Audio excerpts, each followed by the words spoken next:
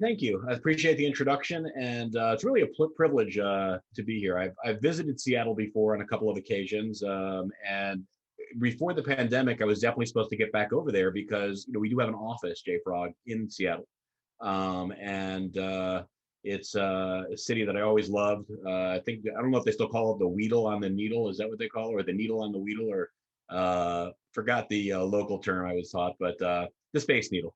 And of course, going down and watching the fish be thrown, always always a pleasure. So today I'm going to talk, and I want to make this as light and informal as possible. And at the same time, I really want to open it up for questions. I want to open it up not just for questions on necessarily the things I talk about, but one of the things that's really important to me is really to be an open book based on what I've learned in my couple of decades in the technical recruiting industry. The little bit about me. As mentioned, I am the Meetup Event Manager for JFrog. I'm on the developer relations team. Before this, I had the unique opportunity of being with the same company for 23 years and doing technical recruiting and kind of working my way up to chief recruiting officer of the company and leading and training recruiters. One of the most exciting parts of that job to me, though, was I was about 10 years ago, about that now. I was getting to a point where I was like really wondering why there was this tension between the meetup community and technical recruiters. And I figured it was probably because when people go to meetups, they didn't really want to be bothered by recruiters, right? I mean, you're there to learn about your area of expertise. You're looking to talk about the skills of the day, but being hassled by recruiters or having a bunch of recruiters just drop off a bunch of business cards didn't usually leave a good taste in a lot of people's mouths. So what I decided to do while I was in the recruiting space was I just wanted to be able to provide, for lack of a better term, open source advice. I wanted people to understand that I had no intention of coming to the meetup to recruit anybody. In fact, I would argue that anybody that spends time going to a meetup, there's a good chance that they'll never actually have to work with a technical recruiter because they are doing the most important thing from a networking perspective that they can do. They're networking with their local peers in an area of expertise that you have in common. So right there, you have one of the best networks to begin with. But still, there's a lot to a technology career. And while I'm sure that I wouldn't know a bunch of automation if I saw it, there are some things that might be helpful. Even if some of them may seem obvious, sometimes going back to the basics on certain things is really, really helpful for us. So when I got to do that, I found a real passion for doing that while I was doing recruiting. And even though it was about 1% of my job, I still enjoyed going out and speaking at meetups. So I did that for a while. And as luck would have it, somebody in the meetup community referred me to JFrog when they had this opening came up. So really cool to have an opportunity to reinvent myself. I love what I do. I mean, how could I not? I mean, it would be, for example, I consider myself as fortunate as like an ice cream taster at Breyers. I mean, I get to go to meetups. I get to talk to technologists around the globe. I get to work with developer advocates on my team. I get to give out prizes. And one of the core values of JFrog is community happiness. And that always meant a lot to me. I get up and think about that really on a daily basis. It's not customer satisfaction, though we know how important that is. But community happiness is one of our core principles, community and customer happiness to be more exact. It's just a great mission. So it's just a lot of fun. So thank you for having us here today. I am a Python newbie. I am committed, despite the challenges I have in terms of learning to code. I will learn how to code something. I've gotten into dictionaries and lists and slicing and so forth. But I'm going to make it. I know I am. So I'm committed this time. And I'm also the father of many. That's my youngest child here. This is Joel. I have a Joel too. But I actually have 7 children. So I can tell you that my wife works a heck of a lot harder than I do. She's an amazing partner, of course. And we've got a lot of fun and activity always in our house. So that's just a little bit about me.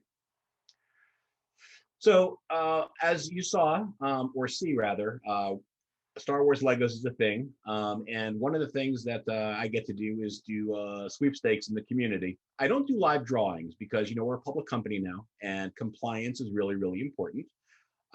So what I do though is I'm able to, within 2 business days, select a winner randomly from the meetup. I encourage leaders to join too if they can get over the guilt that sometimes they win. And I have a this is what Baby Yoda looks like when he's built. It was a lot of fun. It was a very fun Lego build. So you build it with your kids, build it by yourself. If you ever go to the Lego section of a store, you'll see how many 18 and overs are sitting there looking at the Star Wars Legos. I've run into quite a few, so it's definitely a lot of fun. So now, if you can use the QR code, or you can use the link that I can drop in the Slack afterwards. I usually cut and paste it ahead of time, but basically it's jfrog.co. It's a short link, believe it or not, with SEA, DevOps, Baby Yoda, and you'll get to my show notes page. Now, on this page, you're going to see the slides, which I will upload later today. I'll eventually embed the YouTube for tonight's talk. And also, I have some talking point sources as well. I'm going to quote some things to you, but what's more important to me is that you have the resources for you to go out and see these items for yourself, because we're certainly not going to get in depth on all of it. And of course, we have the raffle form there as well. So at JFrog, we have a saying, and many organizations might have something similar. We call it, what's the why? Why am I even coming out and having this conversation with you about working with a technical recruiter that's worth your time? I think it sounds like we may have people on different ends of the spectrum of professional experience.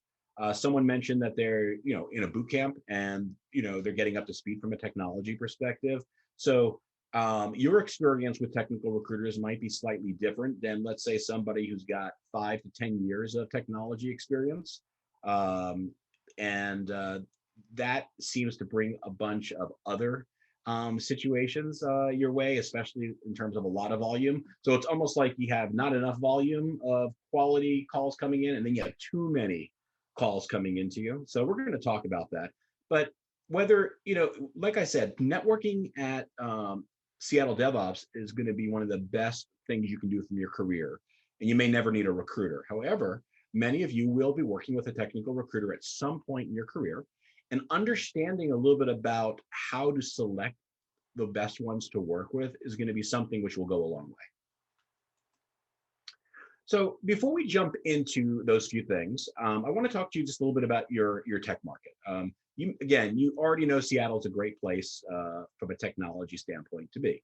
But I just want to kind of show you some stats that might be helpful. And these are some of the links that I have on my show notes page. And that is the CBRE. I'm not sure how many of you have heard of this, but they are a commercial real estate firm, and they do intense studies across really North America and the globe, frankly, on let me give you an example. If I'm Amazon and I want to decide where I'd like to open my next hub, I'm going to consult statistics like this to ensure that that place is a good place from a technology perspective, if that's the type of staffing that I want to have there. Does it have, it looks at the vacancy rate. It looks at the technical colleges in the area, what the graduation rates are, what's the technical growth, what were the other big companies in the area that are attracting talent, and will there be a talent pool for them to be able to get folks from? And then what are the market salaries like? Are they going to be able to afford to get top talent in the area and attract them based on what they have to offer? So all of these things are taken into consideration. And the CBRE does every year they do a top 30. Now, 2021 has not been released yet. I couldn't find it anyway. It's typically around the July timeframe, so it's coming up close. So this year, 2020 numbers, but Seattle on the top was 4th in terms of technical markets on that top 30. So the good news for you is you're in Seattle. I would assume most of you anyway are in the area. And this is one of the stats that talk about your area from an IT perspective. And by the way, you can go and look at the science behind all of the stats that they get on the link. It's really intense. If you love stats, you can be there for hours. Second thing I want to talk to you about is Dice. Now, some of you may have heard of Dice, though I don't know if Dice is necessarily the most popular job board in the Seattle area, but Dice is an IT-only job board, and they too invest a significant amount of money in research um, for their clientele, which is you. So when you're looking at the technical job listings in Seattle, and I just looked this up, I looked up today's job listings. For the last 7 days, there were 9,239 jobs listed. And there's the breakdown between contract roles and full-time roles.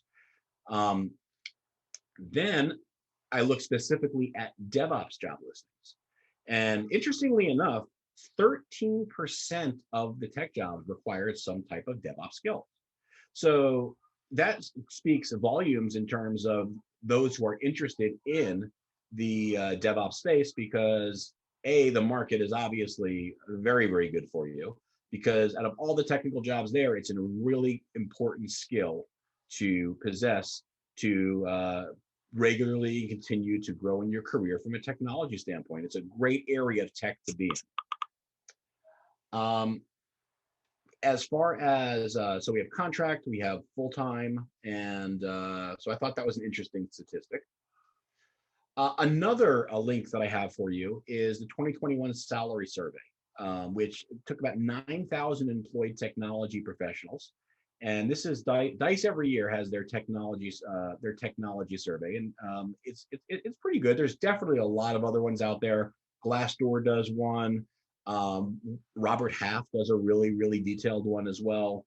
So there are a lot of stats to choose from, but Dice, I find consistently it does a really good job with their numbers. So Seattle, in terms of tech hubs to live in, ranked number 6 on their list in terms of the most opportunity. The average technical salary was $106,723. That may actually sound about right, frankly, but if it sounds a little bit low to you, it's because keep in mind that, help desk, IT help desk is also considered in those same numbers, and you also have enterprise architects too. So it really is in the middle there. It is actually a little bit down from last year, at least according to Dice statistics, 2.6% drop from last year. Now, DevOps demand, interestingly enough, if you're an employer looking to hire somebody in the DevOps space, it's taking 53 days for an employer to fill an open job on average. That's a lot of time. So think about that. When somebody gives their employer notice, it's going to take them 60 days to replace you as an individual if you're a productive DevOps professional. So there's a lot of pressure on employers to ensure that they're providing the best to their employees. As we know, there are many ends of the spectrum on that in terms of employers of choice and maybe those who are not. But at the same time, the competition is definitely there. And also, the DevOps projection for growth over the next 10 years is a 30.7% increase. So I started recruiting in the days when there was no DevOps. If I were to age myself a little bit, I remember placing Sun Solaris systems administrators and HPUX systems administrators, which some of you may have even heard of. And if you knew Born, Corn, and C, you were golden, because that's how we got automation done back then with a BI editor. So it was times have definitely changed, but the technical skills are definitely higher in demand than ever. I thought this was interesting. Unemployment rate trending. Check out this. This is from CompTIA. And again, I have the link down here, but don't worry about it. It's also on the show notes page if you want it there. And it'll take you to the tech jobs report. Look at especially the last part. And I know it's a little bit small, but we're looking at in May 2021, IT occupations have 2.4% unemployment rate. Think about that. Now, again, I'm not saying that anyone should feel guilty or anything by all means, but the world has gone through a major, major pandemic. Jobs went away. Some of you actually may have been hit by that based on the company you were working for, based on where you were at the time. But to have a 2.4% unemployment rate in the IT industry is absolutely amazing considering the year we just came from. in the month of May. So just something to consider when you, especially when you look at that spike in May 2020 for the rest of the world. I mean, we're talking about 14%. I mean, those are some pretty big numbers that we hadn't seen in a while. So as we all are looking forward to hopefully coming out of this, as I'm trying not to get the hopes up, but it looks like we're headed in that direction. Just some interesting facts that I thought would be helpful for you. Now, so what does this mean for the DevOps world? What does this mean to you as a DevOps practitioner, or potentially a future DevOps practitioner? That means that technical recruiters are going to be looking for you. It's just a fact. You got a target on your chest. If you're out there, they will find you. If you post your resume on Dice, if you're lonely, let's say you're really like feeling down one day and you want to get like 20, 30 calls, just go ahead and 20 or 30 can be light for some of you. But if you have more than 2 years of experience in the technology space, go ahead and just post your resume, and you will not feel lonely anymore. You're going to want to change your Google Voice number. It's really going to maybe get out of hand. So what'll happen is, especially if you update your LinkedIn profile, you're going to get tons and tons of emails from recruiters who many read your profile and many don't. You're going to get tons of email if your email address is available and out there. Texting, gosh, they text you for everything these days. I'm getting texted by, and I'm sure that recruiters are texting you as well about opportunities. And Google Voice is hopefully a good screening device or something similar for you. The bottom line is that there is a lot of noise. And because there's a lot of noise, there's a tendency when we are under that type of stress, because again, your life is not looking for a job.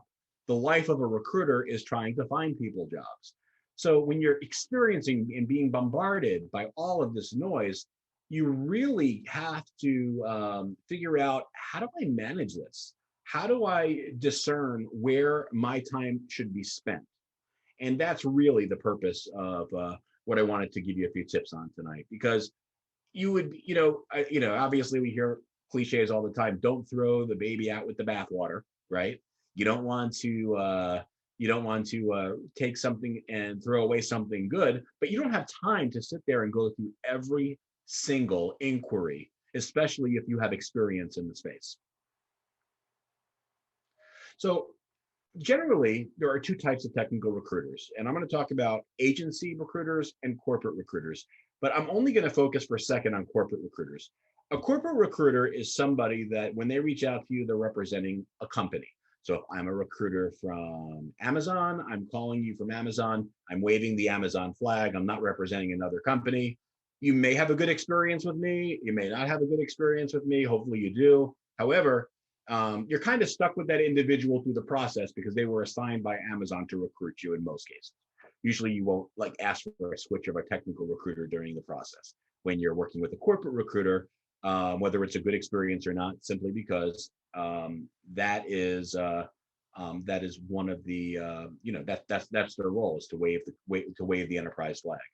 Now, the agency recruiter are the ones that you have to be a little bit more picky with. That's the industry I came out of, and that is where there is a third-party company, staffing agency, where the company is paid by companies like Amazon or like Apple or by Google to go out and find technical professionals, because the demand is so high that even with the hundreds of recruiters that some of them have on staff, they still can't fill all of the technical needs that they have. So when they employ a technical agency, the expectation is they're going to have their technical recruiters also seek out technical talent. The compensation to the agencies is generally fairly high, and because of that, you can go ahead and get tied up in a lot of activity because so many recruiters. It's very competitive for them to get to you first, because typically the way it works at companies is if they get your resume first and submit you first, they get credit for you first, and that's typically anywhere from 15 to 25% of a first year annual salary if they place you on a full-time basis. So if you make 100K on average, that's of course 20 grand for the agency. And typically an agency recruiter is paid on some sort of commission program. So it's important to note that, because corporate recruiters aren't usually paid per placement. I don't know if there's anyone that has that kind of bonus structure out there. Agency recruiter will get paid by placement, which means that we like refer to more of a hunter. You eat what you kill. That's how you make your living, and you're a success. And if you don't make enough placements in an agency world, even in the corporate world, frankly, but in the agency world, a couple of bad months and you're out of a job in many cases too. It's just you've got to be able to make placements for the company and be able to support yourself. So we're going to talk about 5 tips on selecting the best recruiters to work with. Number 1, DevOps colleague referrals. This may sound obvious, but how many of you have asked others, not, hey, is your company hiring, but have you ever worked with a recruiter that has done an amazing job for you, that really got it? And that is something that is really the best thing to do. And I'll tell you why. When I was recruiting, and when my recruiters, when we got so many emails, one of the biggest complaints about recruiters is that recruiters I submit my resume, and even when I'm qualified, they don't get back to me. And many times people fall through the cracks. But you know who don't fall through the cracks? The referral. Because if I placed Robin, for example, and Robin calls me up and says, my friend Joel is looking for an opportunity, and he's a great DevOps professional, there's no way Joel's not getting a call from me. There's no way that I'm not going to treat Joel like gold and make sure that Joel is treated well through the process, because Robin now is one of the hiring managers that I'm supporting. And I want to make sure that Joel has something good to say when he gets back to Robin. And of course, if Robin says Joel's good, he's good. So that's the mentality. So getting a recruiter referral at an agency from your colleague is as valuable, or sometimes more valuable, than just finding out if one of your colleagues' companies are hiring. Chances are your company's colleagues are hiring, by the way. Number 2, screen your emails and voicemails. I don't know many people that just pick up the phone for anybody anymore. It's kind of gotten where the noise is just, I mean, if I can tell you how many times I was told in a week that Social Security is going to throw me in jail, or there's a warrant out for my arrest, or not to mention all of the other telemarketers that are reaching out to me for auto warranties. It's just too much. I'm sure you all screen yours wisely, but here's what I want you to do. Every time someone leaves a message, the recruiting messages sound the same. Hi, this is Bill from ABC Tech, and I have your dream job. I have the best job. I have an amazing opportunity. And the messages all sound mundane, but start listening to the entire message and reading the entire email to see what types of people are differentiating themselves in the messages that they're leaving you. This is a good indication whether A, did they read your experience and background? B, do they sound like they actually have a connection to this job other than just generalities, which aren't going to be of any use, because everyone else leaving a general message, that's a bunch of noise. But if somebody says, hey, Jason, I looked at your background in this particular tool set, and my client is doing an implementation with the exact tool set that you have expertise in. Will you please come? I'd love to tell you more about this opportunity, because you're going to be able to lead this entire project if you're selected. It sounds like there's more meat to it, and there may be more something to it, and it sounds like that the person might actually have a relationship with the client. So again, look for clues, and that's where you want to spend your time. Don't call back every recruiter that calls you. You won't be able to be employed doing anything, because you're going to have too many calls to deal with. But again, if a good opportunity, your dream opportunity is out there, you know what your dream opportunity is. And because you're in an in-demand profession, you have the right to be as happy as you could possibly be. Put your bar high because of that. Don't set your bar low, because one of the things that I know, I'm speaking about the job I have, I love what I do every day. I get out of bed excited to go to work 95% of the time. I don't feel like I'm actually working. It's 7:30 my time in Atlanta, and I'm happy to be here because that's what I do. You need to feel that way. You have the skill set. and the demand is there for you to ensure that you not only should have the job that you want and the career that you want and the lifestyle you want, but also the professional support you want from people like recruiters. Number three, interview the recruiters. Turn the tables on them. You want to catch somebody off guard? Start asking the recruiter questions before they ask you. Do you ever notice that they'll call you and within 60 seconds, they already want to know what your salary is? I mean, they don't even know anything about you. And you're dealing with somebody that is pretty much just doing a quick and dirty phone screen for you. Don't waste your time. Maybe ask them some questions. And here's a couple of pointed questions that you can ask them. How many DevOps engineers have you placed in the last 2 years? If they say 10, chances are you probably will, first of all, you'll probably know if they're blowing smokes in after you have more of a conversation with them. But if they actually have, this is probably somebody very well networked in your space. So listen. And by the way, let's say they've never placed one before. Depending on how they answer the question and other questions that you have for them, they may still be worth your time, especially based on the next bullet point, which how many placements has your company made with the client company? That's important. If I'm working for an agency, there's been companies that we've placed 70, 80 people with. You'd want to work with me probably more so than even their internal recruiter, frankly, because we invest money in making sure that we're working directly with the hiring managers in terms of what they want. So that would be a very what's the word I'm looking for? Not critical. Anyway, it'll come to me. But a very important relationship for you to have, especially if you were interested in the company. If you know the hiring manager. Also, if you want to really ask them what they know about the DevOps engineering market in Seattle. If you get a really intelligent answer, great.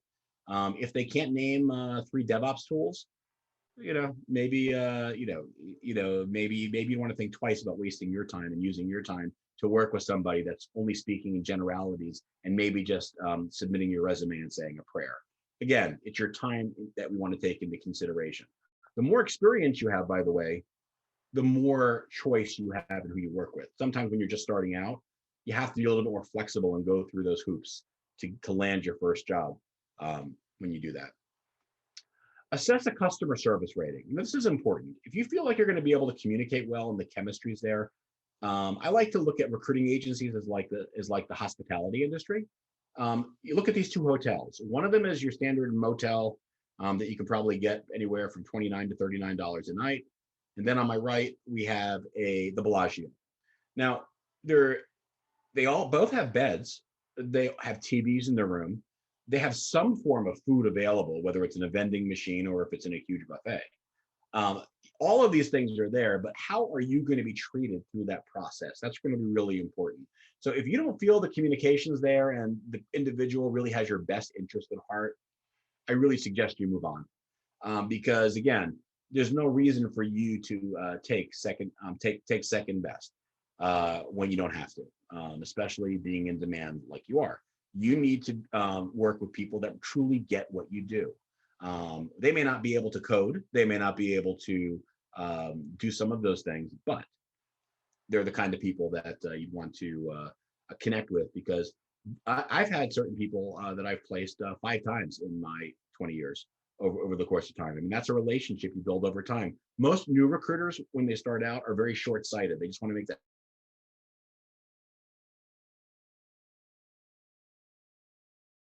really important. Here's another one. Speaking of people I've placed 5 times, I've placed Michael 5 times. And one of the things that you may want to also do is when a recruiter reaches out to you when they sound good, look at their LinkedIn profile and find out if they have any recommendations.